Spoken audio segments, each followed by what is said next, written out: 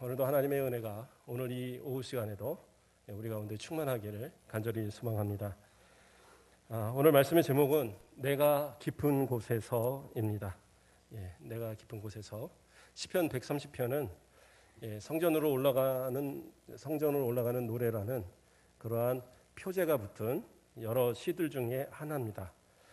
성전으로 올라가는 노래라는 의미는 성전을 향하여 가는 순례자들이 먼 곳에서부터 와서 그 시온산 꼭대기에 있는 예루살렘 성, 또 그 안에 있는 성전을 바라보면서 그곳을 이렇게 오르는, 그 언덕을 오르는 그 가운데에 불렀을, 이렇게 외우면서 불렀을 그러한 시편으로 그렇게 이해를 합니다. 또 다른 주장은 그 예루살렘의 그 절기 때에 그렇게 순례자들이 오는 그 모습과 또 성전에서 이렇게 제사하는 가운데에 또 성거대가 그들을 바라보며 축복하고 또 찬양했던 그런 내용일 것으로, 또는 제사장이 불렀을 거로 이렇게 보기도 합니다. 그러나 이제 보편적으로는 그 예배를 드리기 위해서 나아가는 순례자들이 불렀던 그러한 시편일 것으로 그렇게 봅니다. 자, 어쨌든 이 시편 130편은 상당히 그 내용이 우리 가운데 은혜가 되는 그러한 내용 중에 하나예요. 먼저는 1절의 말씀에서 여호와여 내가 깊은 곳에서 주께 부르짖었나이다 이렇게 고백하고 있습니다. 그래서 하나님께 부르짖는 기도, 그 기도의 응답을 받은 성도의 그런 기쁨을 또한 노래하는 그런 모습이 있습니다. 부르짖는다는 건 어떤 겁니까? 하나님께 기도하는 거죠.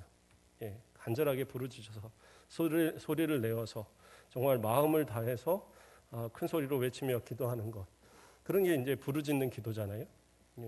성경은 곳곳에서 부르짖으라는 말씀을 이렇게 많이 하고 있어요. 그래서 예레미야 33장 3절 말씀, 대표적인 말씀이죠. 너는 내게 부르짖으라 내가 내게 응답하겠고 내가 알지 못하는 크고 비밀한 일들을 내게 보이리라 이렇게 말씀하고 계세요. 그러니까 부르짖으면 응답하시겠다라고 약속하시는 그 하나님의 말씀. 어쩌면 시인은 그러한 마음의 각오를 가지고 하나님 앞에 믿음을 가지고 하나님께 부르짖으면 하나님이 분명히 들으신다는 그런 확신 가운데 아마 이 시를 노래하고 있는 게 아닌가 생각이 듭니다. 그렇다면 부르짖는다고 했을 때 그것이 꼭 소리를 내서 크게 부르짖는 것만이 부르짖는 건가? 사실 요즘같이 이렇게 코로나 시대가 되다 보니까 부르짖어 기도하는 그런 기회들이 많이 사라진 것 같아요. 그렇죠? 아예 정부의 그 명령서에 보면 소리 내서 이렇게 막 부르짖어서 통성하고 기도하는 거, 이런 거 이제 안 된다고 다 써 있거든요. 물론 그런다고 해서 뭐 교회가 아예 기도를 안 할 수는 없잖아요.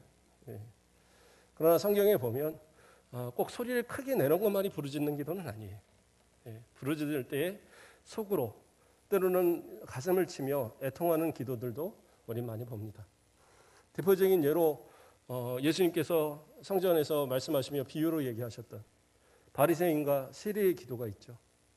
바리새인은 사람들이 다 보는 가운데서 이렇게 기도했어요. 자신이 11조도 하고 자신은 금식도 하고 죄를 짓지 않고 저기 세리와 같지 않고 그래서 감사합니다 하고 막 큰 소리로 이렇게 기도를 하고 또 사람들에게 보이려고 했습니다. 그러나 세리는 어떻게 해요? 감히 하늘을 우러러 보지도 못해요. 그리고 한쪽 구석에 가서 가슴을 치면서 그렇게 이야기합니다. 그래서 누가복음 18장 13절 말씀을 보면 세리는 멀리 서서 감히 눈을 들어 하늘을 쳐다보지도 못하고 다만 가슴을 치며 이르되 하나님이여 불쌍히 여기소서 나는 죄인으로서이다. 내가 죄인이라는 것을 고백하고 하나님 앞에 가슴을 치며 외치는 그 모습, 큰 소리로 다른 사람이 듣지는 못하는 소리지만 어쩌면 하나님 앞에서는 가장 큰 부르짖는 소리로 들리고 있을지도 모를 것 같아요. 우리가 이러한 어떤 부르짖음에 대한 부분들을 우리가 좀 회복할 필요가 있지 않겠는가. 하나님 앞에 큰 소리는 아닐지라도 그 마음을 치는 그러한 간절함. 또 대표적인 인물이 한나가 있잖아요. 한나는 어떻습니까? 성전에서 아이 하나 낳게 해달라고 그렇게 간절히 기도를 합니다. 그 성막 앞에서. 오죽하면 엘리 제사장이 바라보기에 술 취해서 술주정하는 여인처럼 보여요. 왜냐하면 큰 소리 내지 않아요. 입만 움직여요. 그러면서 흐느껴서 울고 있는 거예요. 근데 성경은 뭐라고 표현하고 있느냐? 사무엘상 1장 10절 말씀을 보면 한나가 마음이 괴로워서 여호와께 기도하고 통곡하며 기도했다고 그래요. 근데 소리는 크게 내지 않아요. 그러면서 입만 움직이는데 그것이 어떻게 해요? 통곡하는 기도였다는 거예요. 그러므로 부르짖는다라는 것은 큰 소리를 내는 것이 원래 뜻이지만, 그러나 입술로 더 큰 소리를 낸다기보다는 그 마음에서부터 우러나오는 그런 부르짖음, 그것이 진짜 부르짖음의 기도일 겁니다. 우리 성도님들은 어느 때에 부르짖습니까? 어떤 일이 있을 때 부르짖으세요? 내 자녀들을 위해서? 또는 뭐 사업이 잘 안 될 때? 내가 원하는 그런 어떤 일들이 잘 안 이루어질 때? 하나님 이거 해주세요. 이거 저거 해주세요. 이거 주세요. 저거 주세요. 그런 기도들을 우리는 보통 많이 합니다. 그것이 내 마음대로 되어지지 않을 때. 그러나 진짜 부르짖는 기도는 어떻게 해요? 그런 뭐 안 되는 것을 해주세요라는 기도보다도 가장 깊은 곳에서부터 하나님께 진심으로 내가 하나님께 드려야 할 기도, 하나님께서 받으실 만한 기도가 내 안에서 부르짖어져야 되는 거예요. 단순히 그냥 먹을 거 주세요, 입을 거 주세요, 내가 뭐 원하는 거 해주세요. 그것이 안 되면 어떡할 거예요? 안 되면 그때는 이제 하나님 원망하죠. 하나님 내가 이렇게까지 기도했는데 하나님 왜 안 들어주세요? 그것이 잘못된 기도인 거예요. 진짜 부르짖는 기도는 어떡하느냐? 하나님께 그 간절함이 하나님이 받으실 만한 기도를 드리는 거예요. 그래서 기도의 모든 결정권을 하나님 앞에 드리는 기도가 부르짖는 기도가 되는 거예요. 시인은 지금 하나님 앞에 부르짖어 기도합니다. 그가 부르짖어 기도하는 이유는 뭘까요? 물론 여러 가지 이유가 있겠지만, 그러나 오늘 본문에서 명확하게 이야기를 합니다. 4절 말씀을 보면 여호와께 4절 말씀을 보면 그러나 사유하심이 주께 있음은 주를 경외하게 하심이다, 이렇게 이야기하고 있어요. 사유하심이 주께 있음은, 사유가 뭐예요? 용서를 얘기하는 겁니다. 용서할 사, 용서할 유에서 사유는 이거는 무슨 생각 이런 게 아니라 용서를 얘기하는 겁니다. 용서하심이 하나님께 있다고 그래요. 또 3절에서 뭐라고 얘기합니까? 여호와여 주께서 죄악을 보실진데 주여 누가 서리까, 이렇게 얘기하고 있어요. 그러니까 죄악을 하나님이 보실 때 누가 서겠습니까? 그러면서 사유하심이 주께 있으면 주를 경외합니다 하면서 하나님의 용서를 구하는, 자신의 죄악을 두고 하나님의 용서를 구하는 기도를 하고 있는 거예요. 그것을 지금 부르짖어 기도하고 있습니다. 뭐 그렇게 부르짖어 기도할 만한 죄가 있나요? 아니요. 우리 가운데 있는 죄, 내가 가진 죄들, 내가 작다고 여기지는 그 죄 때문에 지옥 가는 거예요. 차라리 크다고 생각하는 사람은 하나님 앞에 확실하게 회개를 하죠. 하나님 잘못했어요. 용서해 주세요. 근데 내가 이 정도야라고 생각하는 그런 죄가 있을 때에 오히려 회개하지 않아요. 그런 것이 오히려 어떻게 보면 우리를 더 죄악 가운데 지옥으로 더 달려가도록 만드는 이유가 될 수도 있어요. 어떤 죄라도 그리스도의 피로 용서받지 못할 죄가 없듯이 어떠한 죄라도 그리스도의 피로 회개치 않고 용서받지 않고 해결할 수 있는 죄는 없어요. 언젠가도 한번 얘기를 드렸던 것 같은데, 제가 중고등학교 때 수련회 때 제가 열심히 기도하고 있는데 뒤에 아이가 그냥 막 노니까, 그래서 그 아이가 막 시끄럽게 놀고 있더라고요. 기도회를 하고 있는데. 그래서 물어봤어요. 왜 기도를 안 하냐? 그랬더니 나는 별로 회개할 게 없는데, 회개할 게 없어서 이렇게 부르짖어서 울면서 기도할 일이 없다는 거예요.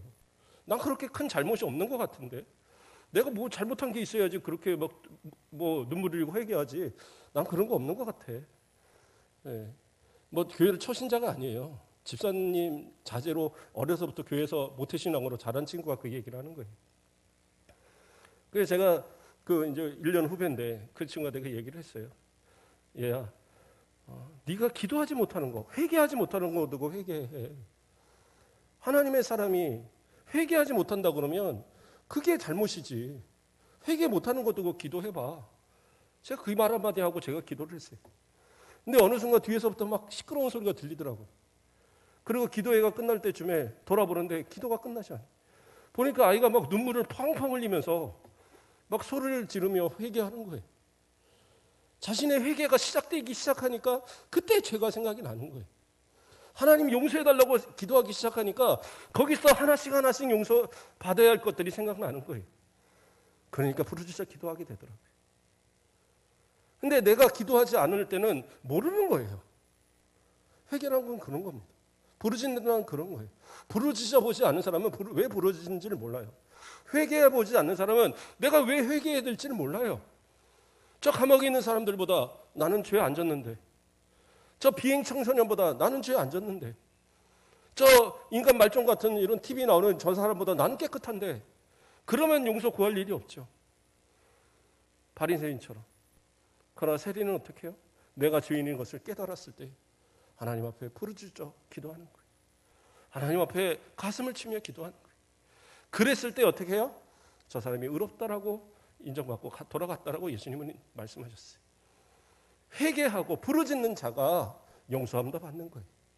그래서 시인은 간절하게 기도하는 겁니다. 하나님을 향하여 그 두 손을 들고 눈물로 기도하며 회개하며 외치는 그런 부르짖는 기도를 하고 있는 거예요. 왜? 죄악을, 우리 자신이 있는 죄악을 그 하나님께서 보실 때 하나님 앞에서 감히 누가 설 수 있습니까? 아무도 못 섭니다. 그러니까 하나님 앞에 저는 회개합니다. 하나님 용서하실 거란 사유하심이 주께 있다는 것을 믿고 저는 기도합니다. 그 고백이. 왜요? 하나님만이 용서하실 수 있습니다. 내 죄를 하나님만이 해결하실 수 있습니다. 그렇게 고백하는 거예요. 그래요. 어떤 죄라도 인간적으로 생각할 때는 도저히 용서할 못할 죄라도 그가 회개하면 하나님은 다 용서하셔요. 그거 불공평하지 않습니까? 저 사람은 진짜 용서 못 받을 사람인데 왜 저 사람이 용서를 받아야 돼요? 아니요. 나도 죽을 수밖에 없는 죄인이었어요. 그러나 하나님이 구원하시기에 택해서 불러주신 거지 내가 잘나서가 아니라니까요. 내가 구원받았다면 어떤 죄인이라도 다 구원받을 수 있는 거예요. 그걸 생각하셔야죠. 어떠한 죄인이 하나님 앞에서 나는 내 스스로 죄를 해결할 테니까 하나님 뭐 특별히 용서하실 필요 없어요. 이렇게 말할 수 있는 사람이 누가 있겠어요? 무슨 죄라도 하나님 앞에 작은 거라도 큰 거라도 다 하나님 앞에 회개하고 용서함 받아야 되는 거예요. 그것을 깨달았을 때 시인은 간절히 기도하는 겁니다. 근데 어디서 기도한다고 합니까? 다시 1절에서 내가 깊은 곳에서 주께 부르짖는다라고 얘기하고 있어요. 그럼 이 깊은 곳이라는 것은 어떤 것이겠습니까? 깊은 곳. 죄악에 대한 회개의 부르짖음을 외치면서 깊은 곳이라고 얘기하고 있어요. 그러므로 그 깊은 곳이라는 것은 죄악의 자리를 얘기하는 거예요. 죄악의 자리. 어떠한 죄악의 자리에서 그곳에 살다가 깨닫지 못했었어요. 내가 죄인이라는 걸 전혀 깨닫지 못하고 그냥 살아가다가 어느 순간 깨달은 거예요. 이게 죄악의 자리였구나. 지금 내가 죄악의 자리에 있구나. 깨닫고 나니까 하나님께 부르짖는 거예요. 그러나 어쩌면 많은 사람들이 내가 죄악의 자리, 그 깊은 곳에 있으면서도 깨닫지 못하는 그런 모습들이 상당히 많지 않은가. 그래서 이 깊은 곳을 시인은 이야기하고 있는 거예요. 17세기 영국의 그 신학자 중에 존 오웬이라는 사람이 있어요. 그분이 죄 용서라는 책을 썼는데 그게 강해집입니다. 이 시편 130편을 가지고 강해를 썼어요. 제가 이 시편 130편을 설교를 하려고 보면서 그 생각이 나더라고요. 그래서 그 책을 꺼내다가 다시 읽어보는데 책의 두께가 얼마냐면 이 성경만큼 두꺼워요. 성경만큼 두꺼운 책입니다. 그 시편 130편 여기에서 있는 딱 8절을 가지고 강의한 설교가 130편 그 설교가 이렇게 두꺼워요. 뭔 소리를 그렇게 많이 했을까? 그러나 그 내용을 이렇게 읽어보면 참 그래 내가 그런 죄 가운데 살았구나. 하나님께서 나를 용서하시고자 그렇게 은혜를 베푸셨구나. 이런 이제 내용들을 깨닫게 돼요. 그 벌써 몇백 년 전에 그 17세기면 1600년대인데 그때 이 신학자가 쓴 책이 지금도 많은 목회자들과 또 성도들의 마음을 뜨겁게 만드는 그러한 책이에요. 거기서 깊은 곳에 대해서 여러 종류로 이렇게 해석을 했습니다. 제가 오늘은 그 가운데 한 3가지 정도 소개를 하고자 합니다. 그래서 존 의원이 얘기할 때 첫 번째 깊은 곳은 뭐라고 얘기했냐면 하나님의 사랑을 잃어버린 상태다라고 얘기해요. 하나님의 사랑을 잃어버린 상태. 그러니까 하나님의 사랑을 잃어버리니까 그 깊은 곳, 그 죄악의 자리로 떨어졌더라는 거예요. 하나님의 사랑을 모르니까, 잊어버리니까 내가 이렇게 막 사는 것도 생각을 못하고 그냥 그 죄악 가운데 사는 것이 즐거운 줄 알고 살아가는 그런 모습이더라는 거예요. 내가 하나님의 사랑 가운데 거할 때는 어떻게 했어요? 하나님 앞에 사랑에 거할 때는 내게 부족함이 있어도 그걸 부족하다고 느끼지 않았었어요. 내가 갖고자 하는 것들이 없어도 그것으로 인해서 그렇게 불평하거나 불만하지 않았어요. 자족하며 주신 것에 감사하며 때로는 모든 것이 없어도 하나님의 사랑, 그 사랑 안에 거한다는 그 자체로만 감사하고 기뻐하던 모습이었어요. 그러나 하나님의 사랑에서 벗어난 그 상태는 어떠한 상태예요? 죄악의 상태. 하나님을 잃어버리고 세상과 연하여 살면서 세상에서 기쁨을 찾고 세상에서 즐거움을 찾고 어떻게 하나님으로만 기뻐할 수 있어? 어떻게 교회 신앙생활대로 하면서 세상 가운데 살 수 있어? 그건 말도 안 돼. 교회는 교회고 나는 내 마음대로 살 거야. 그렇게 세상을 살아가는 사람들. 진짜 신앙에 기뻤을 때, 하나님의 사랑 가운데 있을 때 그러한 성도들이 첫사랑을 하나님 앞에 느꼈을 때는 어떤 고백을 합니까? 하박국의 고백처럼. 그렇죠?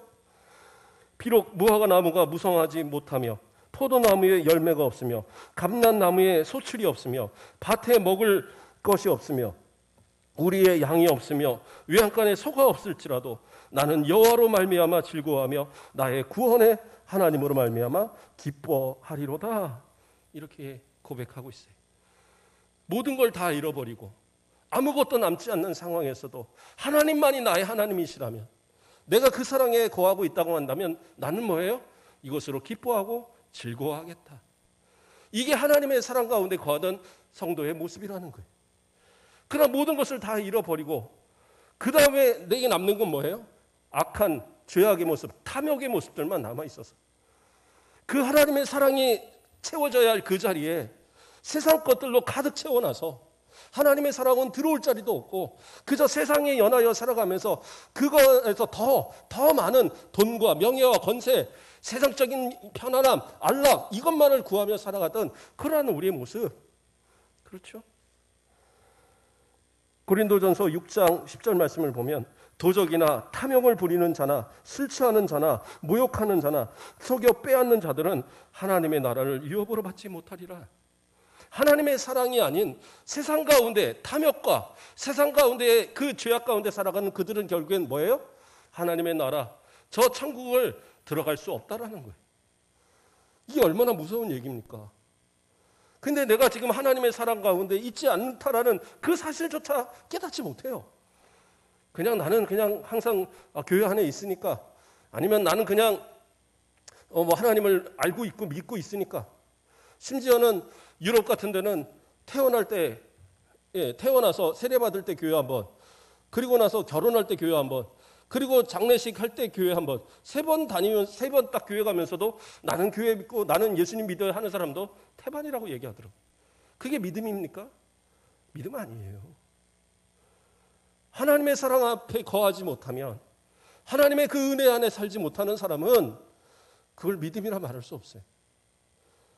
그렇다고 해서 365일 교회 안에서 아침부터 저녁까지만 살아야지만 믿음이다, 그 얘기하는 게 아니에요.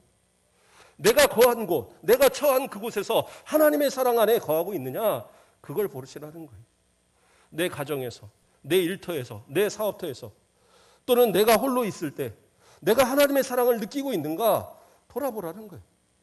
만약에 하나님의 사랑을 느끼지도 못하고 깨닫지도 못하는 그러한 모습으로 살고 있다고 한다면 그 모습은 과연 내가 하나님의 사랑을 안다라고 말할 수 있을까? 못 그럴 거라는 거죠. 그래서 하나님의 사랑에서 벗어난 상태, 그것이 깊은 곳이다라고 첫째로는 이야기한 겁니다. 두 번째로는 이 깊은 곳을 뭐라고 얘기하냐면 하나님을 향한 원망과 불평이다라고 얘기하고 있어요. 깊은 곳, 정말 그 죄악의 자리에 거하다 보면 하나님을 향해서 원망하는 거예요. 불평하는 거예요. 앞서서 얘기한 것처럼 우리의 보편적인 하나님 앞에 부르짖음은 내가 원하는 거, 내가 먹고 마시고 내가 챙겨서 뭔가 그 유익이 될 만한 거, 그거를 구한단 말이에요.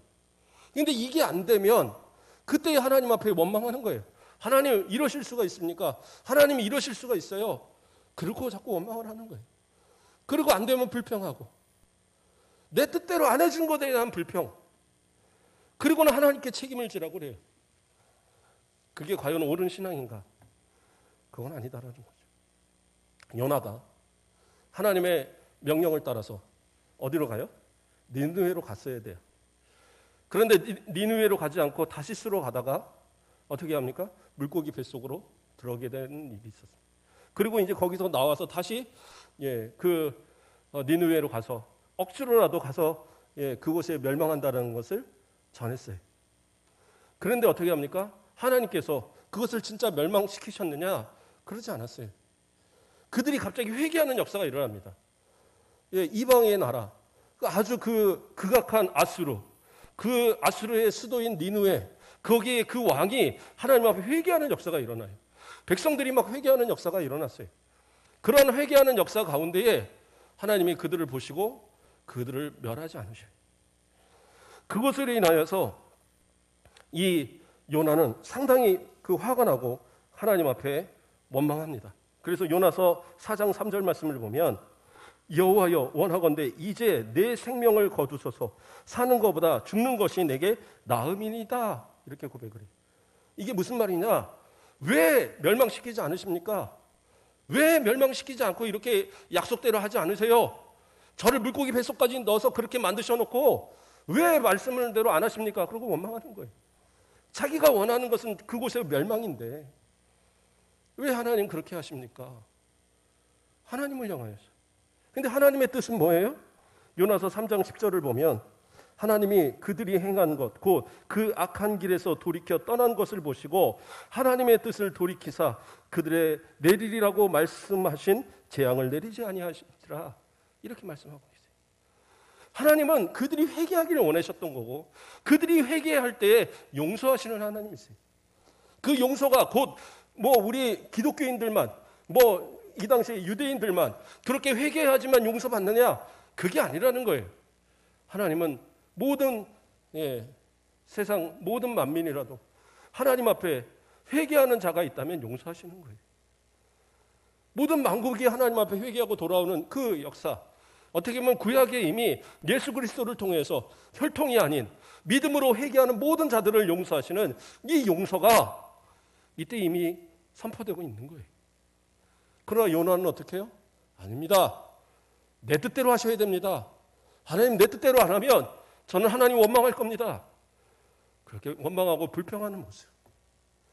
그게 바로 요나의 모습이었고 그것이 바로 깊은 곳에 있는 사람들의 모습이다라는 거예요. 우리가 하나님 앞에 기도하는 것, 그것을 이루실 거라는 믿음이 있는 것은 정말 중요한 거지만 그러나 그것을 이루시는 하나님이 이것이 합당치 않을 때 이루지 않는 것이라는 것도 받아들일 수 있는 것이 믿음이에요. 그러나 내 고집, 내 아집, 내 불평, 불만을 하나님 앞에 관철시키려고 하는 것은 옳은 신앙이 아니라는 거예요. 이것이 잘못이라는 걸 깨달았을 때에 시인은 어떻게 해요? 부르짖는 거예요. 하나님 용서해 주세요. 제가 원망했던 것, 제가 불평했던 것, 제가 그런 죄악 가운데 부르짖었던 것 용서하시고 이제는 주님의 그 사유하심으로 용서하시고 이제는 하나님 앞에 순종하는 하나님의 응답을 기다리는 그러한 성도가 되게 해달라고 기도하고 있는 거예요. 마지막으로 세 번째는 어떤 겁니까? 깊은 곳은 하나님으로부터 완전히 버림받았다는 두려움. 이건 무슨 얘기냐면 하나님께서 응답하시지 않는 것 같은 때가 있어요. 내 죄악이 너무나도 크게 느껴질 때 어느 순간 하나님 앞에 하나님께서 말씀하시는 그 말씀이 내게 들어오지 않을 때가 있어요. 죄악으로 인해서. 정말 그것이 어떻게 보면 가장 큰 심판인 거예요. 사울 왕이 왜 엘림의 뭔가 엔돌에 귀신 들린 여자를 찾아갔어요? 무당을? 어떤 방법으로 하나님께 기도해도, 제사장들이 기도해도, 선지자들이 기도해도 응답을 안 하셔요. 하나님과의 완전한 단절. 그러니까 그가 마지막으로 생각한 게 뭐예요? 저 귀신 들린 저 무당이라도 찾아가서 좀 점을 쳐보자, 그러고 가잖아요. 인생이 그렇게 비참하게 망가지는 그 모습, 하나님께 버림받았다는 그 두려움, 그것은 인생이 가장 힘들어하는 모습입니다. 그러나 그러한 가운데설지라도 정말 내 죄악으로 인해서 내가 완전히 버림받았구나라는 그런 생각이 있을 때라도 그 순간에서도 하나님 앞에 부르짖어야 되는 거예요. 다윗은 곳곳에서, 시편을 보면 곳곳에서 다윗의 시편들의 많은 부분들이 뭐예요? 하나님, 내 저가를 용서해 주십시오. 내 죄를 도말하여 주십시오. 그 수없는 죄 때문에 하나님 앞에 회개해요. 예, 성경에 나온 죄는 몇 가지 안 돼 보이지만 다윗이 스스로 살면서 지었던 죄들이 너무 많은 거예요. 그러니까 이것을 인해서 하나님과의 단절이 일어날까 봐, 하나님께서 나를 버리실까 봐 하나님 앞에 부르짖고 손을 들고 간절히 외치고, 그러한 고백들이 계속 반복되는 거예요. 내 죄를 좀 맑게 씻어주시고, 뭐 우슬초로 씻어주시고, 그러한 고백들이 계속 있잖아요. 그러한 고백이 우리의 고백이 되어야 되는 거예요. 하나님 앞에 그렇게 깊은 곳에서, 내가 이 깊은 곳이 하나님의 앞에 죄악의 자리라고 깨닫는 그 순간에 하나님 앞에 부르짖어 기도하기 시작하면 하나님 어떻게 해요? 들어주셔요. 그런데 그렇게 들어주시고자 하나님 앞에 들어주시기를 원하는 성도의 기도의 자세는 또한 어떻게 해야 되느냐? 이어서 나옵니다. 뭐라고 나와요?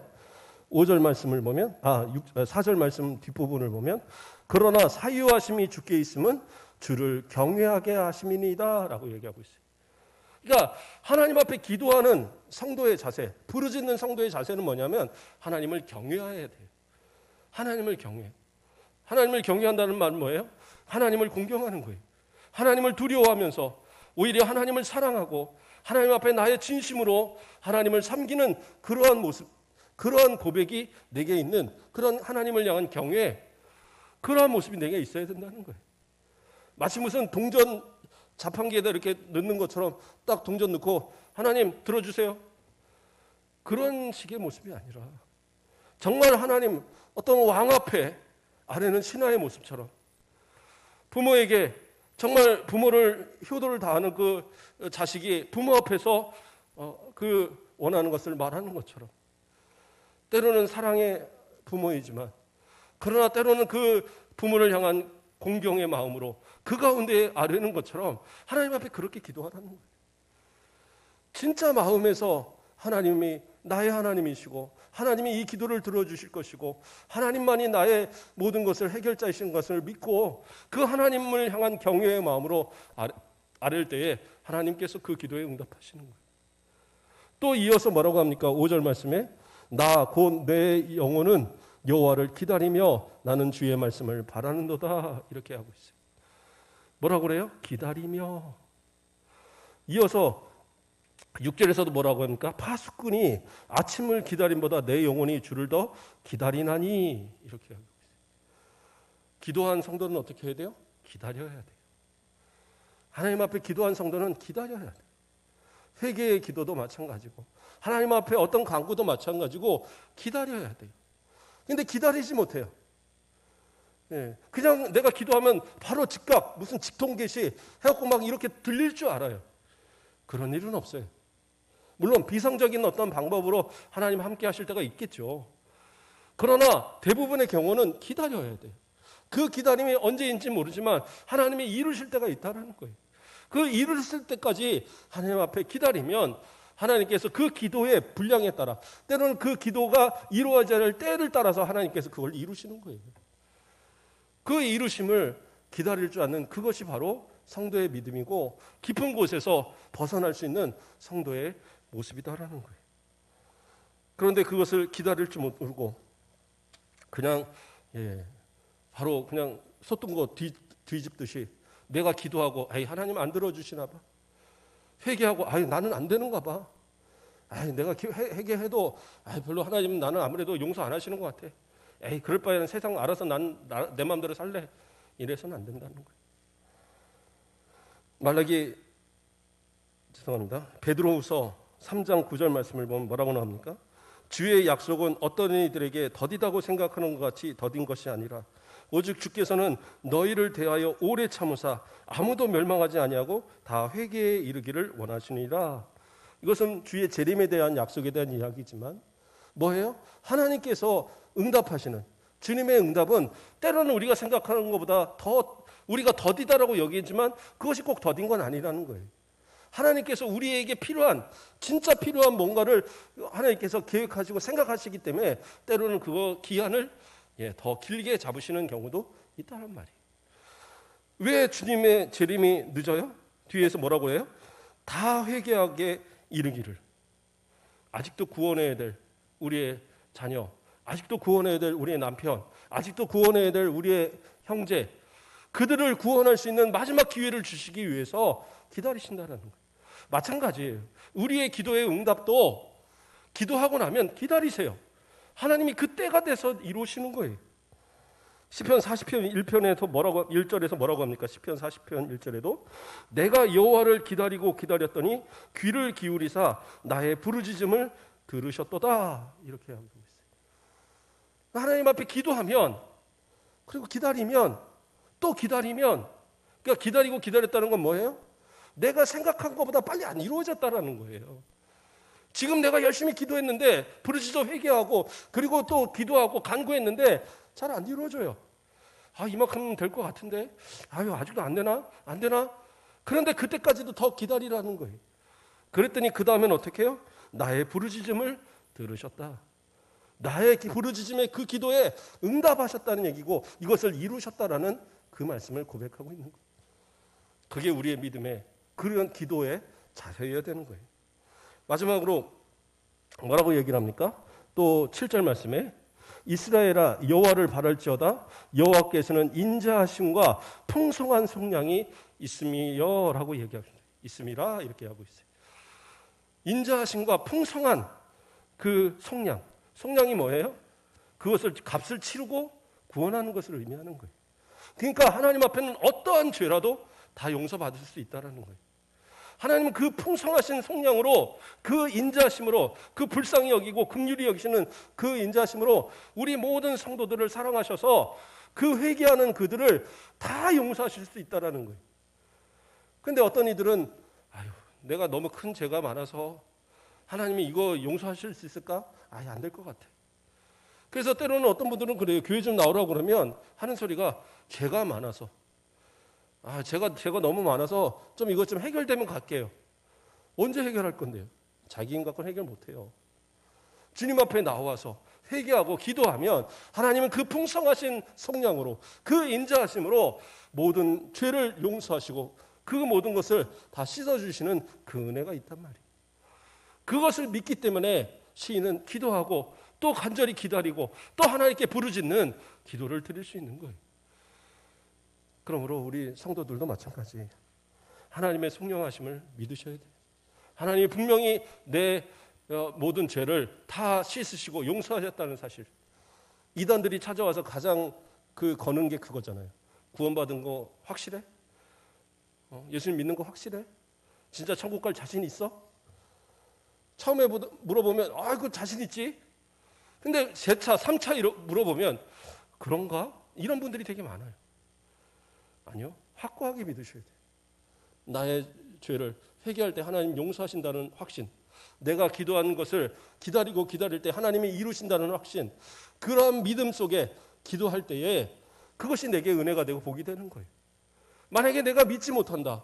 그리고 잊어버린다. 나중에는 응답하셔도 응답했는지 모른다니까요. 하나님 분명히 용서하셨는데 내가 믿지 못하니까 하나님 용서해 주세요. 또 용서해 주세요. 물론 계속 이제 우리의 잘못을 두고 회개는 해야 되지만 그러나 때로는 그 가장 근본적인 구원받았다는 사실을 의심해서 고백하는 사람들도 있더라는 거예요. 그렇잖아요. 사람들은 과거에 지었던 죄들을 다 기억하면서 막 얘기하죠. 부부싸움하면 부인들이 맨날 옛날에 총각 때 뭐 이렇게 연애하면서 잘못했던 것까지도 막 다 드러내면서 막 얘기하고 가장 서운한 때들이 보통 아기 낳을 때, 차대 낳을 때 이럴 때 서운하게 하면 아주 막 서운해하고 막 그러잖아요. 예, 저도 한동안 되게 그 서운하다고 한좀 못 살게 막 절을 했던 일이 하나 있었습니다. 차대 날 때 진통이 안 오더라고요. 그래서 내내 기다리고 있는데 아침도 굶고 새벽부터 가서 앉는데 아내가 밥 먹고 와.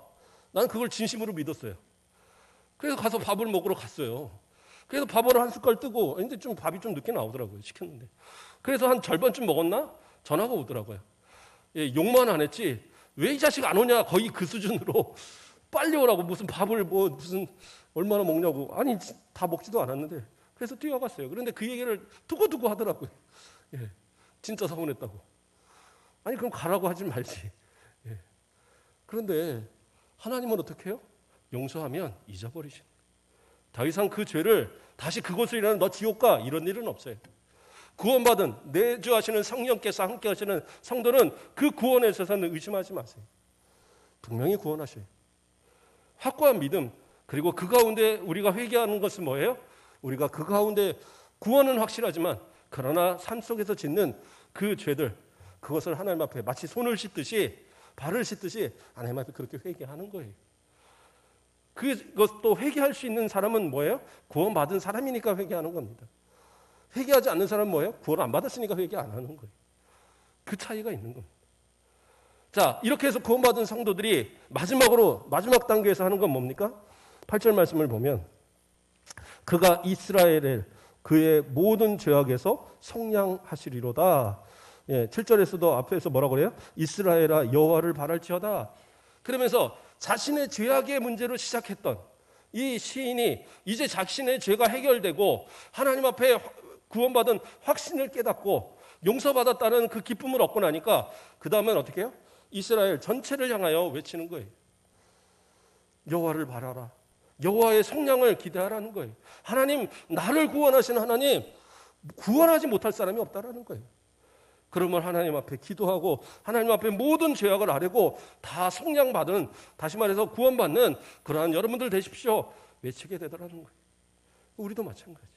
깊은 곳에서 이제 구원받아서 이제 용서함 받아서 진짜 기쁨을 얻은 성도라면 자랑할 수밖에 없어요. 이게 얼마나 좋은데 이게 진짜인데 왜 자랑 못해요? 그리고 나만 그것으로 좋은 건 나만 가져야 되는 거예요. 구원은 그렇지 않아요. 그렇죠? 더 많은 사람들에게 기쁨으로 정말 즐거움으로 고백하고 나눠야 되는 거예요. 그게 중요한 겁니다. 예. 하나님 앞에 우리 좀 그러한 모습들 진짜 이제 우리의 마음 가운데 있는 또 우리가 그러한 죄악 가운데 있었던 그 깊은 곳에서 예. 제가 한 3가지만 얘기했지만 존 오웬은 한 7가지 이상 얘기를 했더라고요. 어쨌든 그 하나님 앞에 우리가 죄인이라는 걸 깨달았다면 하나님 앞에 진심으로 회개하고 그리고 그 용서함에 대한 그런 확신을 얻었다면 이제 어떻게 해요? 삶을 통해서 달라진 모습.